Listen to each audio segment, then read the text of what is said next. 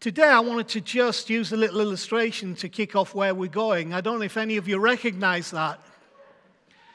That is our industrial kitchen dishwasher in our own facilities there at the back that when we kitted up for pillars, we have all the right gear, top gear. And this is an in-out industrial dishwasher, which works very quickly. Now, what you can see there is it's open. Can you see out at the bottom? You can see underneath and it's open. Well, we had a little incident with that a couple of years ago that was very interesting because the ladies in there that were working, because they would do pillars and all the dirties come in and they go into a stack and then they go into the dishwasher. You lift the dishwasher, in they go, shut the lid, it fires itself up, then you lift the lid again, slide them out, and the ladies began to notice that it was getting... Eunice particularly. It was getting really hard. Somehow, this thing, there must be something wrong with it. It must be broken or something because lifting it, Chris's words were to me, we were hurting ourselves trying to lift the jolly lid to get into the dishwasher. And then our bright spark Eunice, who doesn't miss a trick, suddenly noticed that all the empty trays that we weren't using to carry stuff out were being put in a particular place. Now, who can guess where those trays were being put? On top of the dishwasher lid. So we now had a stack of trays that weren't being used on top of the dishwasher lid that nobody had noticed until Eunice spotted it, that were now making it so you could actually injure yourself trying to do a task that before had been so easy and so simple. And there's so many lessons that go with that I want to talk about today. You see, the problem is it was getting heavier because of weight that wasn't dealt with. And what's also interesting is the trays are useful. But when they're all in a stack on top of a dishwasher, they are useless. And that there are lots of things in our lives that have a period and an application where they're useful, but then when we're not using them, the danger is they can become so heavy in our lives that we can't lift the lid anymore. So here's what the Apostle Paul says. It's in Hebrews 12, verse 1. Let us throw off the weight, which is what we're going to talk about today. Let us throw off the weight and the sin which so easily entangle us, and let us run with perseverance the race marked out for us. I found something fascinating about that I wanted to raise now. I'll kick back at it later. But isn't it interesting that he puts weight before sin? I would propose to you, and this is one of the things I want to dismantle a little bit today, that in church we have become so sin conscious and have become so sin heavy that we think that the only problem is this thing called sin, and then we start making up sins that probably God doesn't turn an eye to, but we start making them up. But Paul says the problem's not your sin, the problem's the weight that comes before the sin. Maybe, let me propose this before I sit down, maybe the only sin that matters is the one that refuses to throw off the weight that we have accumulated. And you're going to see this theme all the way through this morning. Now, I wanted to put this, I was trying to fit this in and I couldn't make it fit, but this morning I saw where it fits. One other little statement from Alan Watts, who we read from last week. Alan Watts said this: irrevocable commitment to any religion, now I'm going to change those words, irrevocable commitment to any religious type belief is not only intellectual suicide, it is positive unfaith, because it closes the mind to any new vision of the world. Faith is above all openness, an act of trust in the unknown. Now, I'm trying to push you again to accept the wisdom of insecurity, which is the only true security, because in it you can always be guided but can never be controlled. What that clip from Forrest Gump doesn't cover there is that you learn later in the story that the weight that Jenny was carrying was the weight of abuse by her father in an abusive home. And we chose this clip because it's kind of another way to talk about some of the weight that we have to bear, that Forrest had to bear. Now, I do agree with what he said about his mother. You can tell a lot about a person by their shoes. That's why I've always loved nice shoes. Now, I'm not sure what you can tell is always true, but you can tell a lot about a person by their shoes. My American friends, I get all over them because they have to be the world's champion at ugly shoes. I mean, seriously. And listen, well, they're really comfy is not an excuse. Okay, that is not an excuse for looking ridiculous, right? The idea is get some comfy shoes, but also bear in mind the shoes are saying something about you, okay? See, we all at some time, whether we realize it or not, got fitted with or fitted ourselves with special shoes. And they were very often our coping mechanism for the journey of life. Now, I'm using the metaphor here, of course, Forrest was fitted with calipers. And I'm using this metaphor from the movie with zero disrespect for disability, so bear that in mind. I acknowledge and understand how valuable and useful these things are, but I'm using the metaphor not to be disrespectful to disability, but even to show in the context of if that's you, the weight that you then have to carry that may have been put on you for a purpose, and sometimes we don't know whether the purpose validates what was fit on us. Now, we've all done that to ourselves as well. We have fitted ourselves with coping mechanisms that, like those calipers, have made us incapable of walking the way that we should walk. Now, what's interesting is that Forrest finds himself carrying this weight as something that he's been told will straighten him out. And there's way too much in life happen to us, in us, from us, of us, that's all based on the thing that somehow we have a perception of how, why, and when we should be straightened out.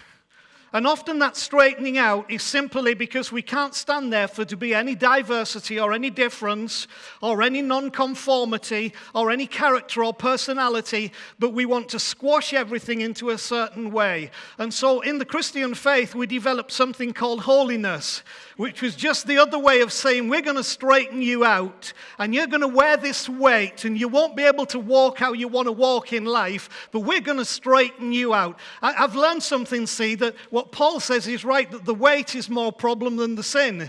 That the sin is actually the byproduct, but the weight is the problem. If we can deal with the weight, the other stuff will take its rightful course. It says, Mama called them his magic shoes. And they were heavy. They were heavy. And these things are heavy. Now, why? Because, as Mama said, his back was as crooked as a question mark. And these were going to make him as straight as an arrow. Now, there's two things in there. The doctor says, as crooked as a politician. I make no comment on that in the current climate, okay? That was the doctor's description. But Forrest's mama's description was, this will make you straight as an arrow. It's about the perception that something ain't right and we want to fix it. And yet, Forrest, by his own confession, even the doctor said, my legs are just fine and dandy. So it made me start thinking about this idea because it's a colloquialism, as crooked as a question mark. And if you look at a question mark, you can be inspired to think that a question mark is crooked. And I never thought of question marks as being crooked. But the problem is most people do. And most of us do. We try to get away from question because we think there's a crookedness to the question that needs straightening out. So we've become obsessed with answers and frightened of questions. I've said many times before, I was raised and preached that Jesus is the answer. You will never hear me preach that ever again. I do not preach that. I preach now, Jesus is the question. He's the one who comes and disturbs what's going on. Why? So we can throw off the weight and what has entangled us so that we can become the free people that we're supposed to be. And Q is as crooked as a question mark. And there are people who let you know that Q is as crooked as a question mark. But I love what he says, the sweetest voice I ever heard, little Jenny. The sweetest voice was going to help him challenge what he thought could never change. And the sweetest voice is always that one. Right? It's not to do with tone or where it came from. It's the one that helps you challenge what you thought you could never change. And that's the sound that we talked about the week before last. A couple of great clips. And a good song as well.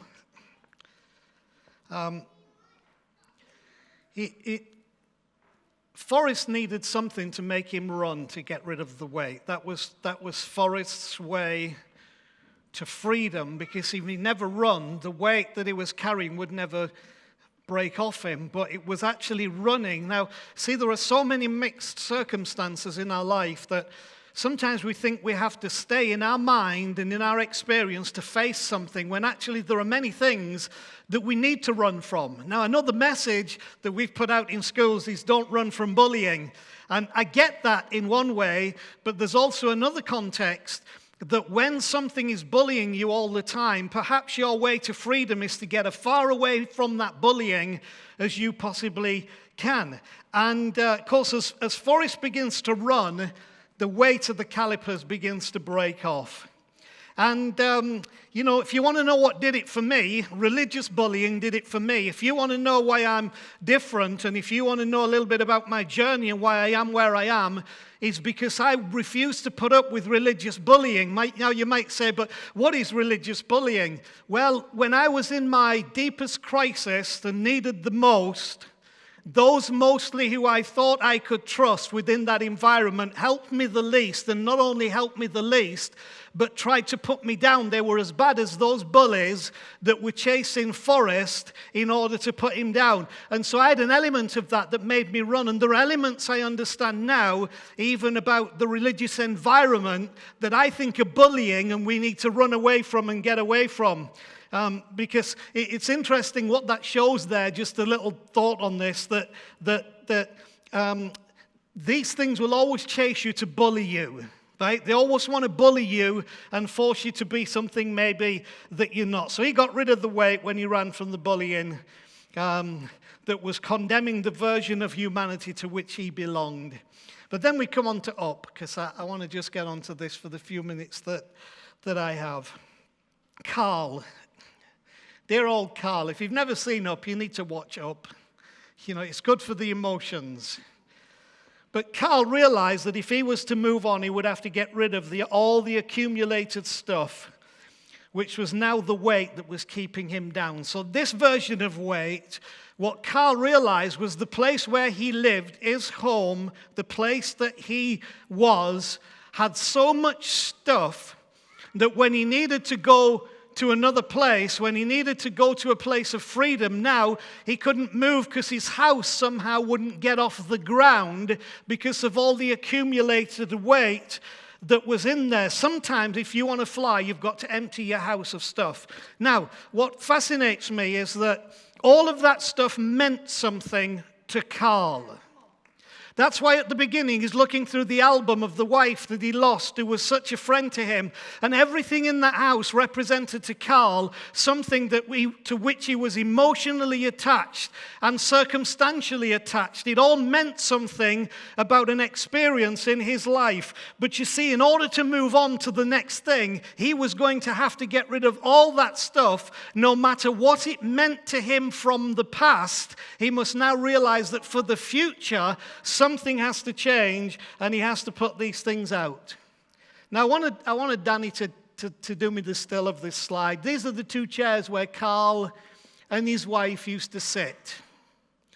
What I found the most moving part in that little clip is when it zooms. I was going to say the camera zooms in, but it's a cartoon. Whatever it is that zooms in, the zoomy anything zooms in on the two chairs outside the house, still together like they were, but being left behind. So much of what is freedom in our lives depends on our willingness to leave things behind. And when we focus on sin, people are always saying, that's the thing you need to leave behind. But you see, Paul focuses in and says all that weight of stuff, some you've imposed, some has been imposed, some's been attached to you.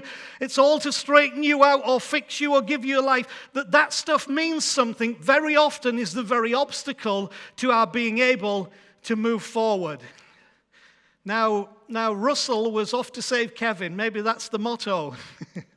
Save Kevin.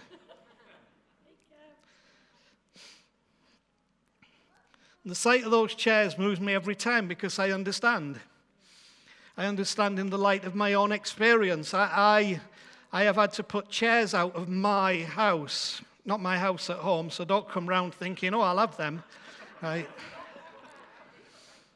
I've had to put chairs out of my house, things that I was attached to emotionally that meant a great deal to me, but I could never move on while ever I kept those chairs. We as a church have compromised our potential for a certain level of success because we've put some chairs outside the building which were important to us, but now to move on, we can't stay there.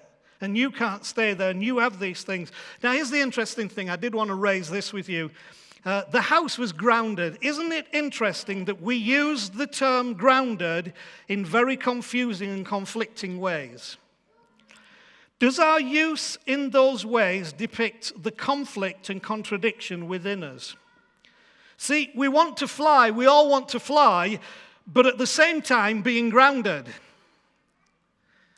And so much we want to stay grounded because it keeps us on solid ground, but we also want to fly. And so we have a problem. But isn't it interesting that being grounded on the one hand is an expression of our desperate need for security? Oh, we need to be grounded. I've been around it all my life. You've got to be balanced. You've got to be grounded in the gospel, grounded in the faith. You've got to be grounded in life. It's all about being grounded. And yet, don't you find it interesting that on the other hand, it's a punishment that we inflict on the young? Right, that's it. You're grounded. So we use it on the one hand as a security and a safety and a place to be, and on the other hand, we use it as a punishment. Right, you're grounded. I think it's because there's an inner conflict within us that we're not quite sure whether ultimately our groundedness is maybe a punishment on our life that restricts us, and that really we don't want to be grounded, but we know to be not grounded, we have to get rid of stuff we don't want to get rid of because they have now become so much a part of our identity and our security that we say, I don't want to get rid of that. I'll just keep it anyway. Well, keep it, but you'll never fly. That's why Paul says, let go of the weight, right? He calls it the weight that hinders us. I'm going to give you that verse again. Therefore, we also, since we're surrounded by a great cloud of witnesses, that's people who've walked this journey before, let us lay aside, throw off every weight, everything that hinders, and the sin which so easily ensnares or entangles us. And I've told you what that sin is. And let us run with endurance, there's for us, let us run with perseverance the race that's set before us. The sin is anything that entangles us from laying aside the weight. That's the sin. So what is the weight? What's the weight that we must jettison? Well, it's everything that hinders us. That's the weight. What are the biggest hindrances? Let me give you them. Experiences, beliefs, expectations. Your furniture is formed by experiences, beliefs, and expectations, and that's the weight that you need to jettison. Remember I said last week, belief is the insistence that the truth is what one would leaf it to be or wish it to be. There's a truth we wish to be that is not. The believer will open his mind to the truth, and remember I pointed this out last week, on condition that, right? So we've already ruined what that would do for us, because we open our mind to it on condition that it fits with our preconceived ideas and wishes. So we keep the weight and we don't fly.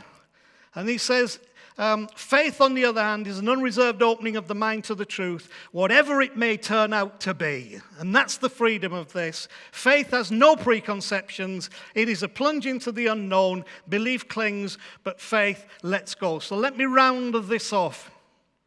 First of all, from the up, let me say, and this is biblical, there is a wind that blows in life.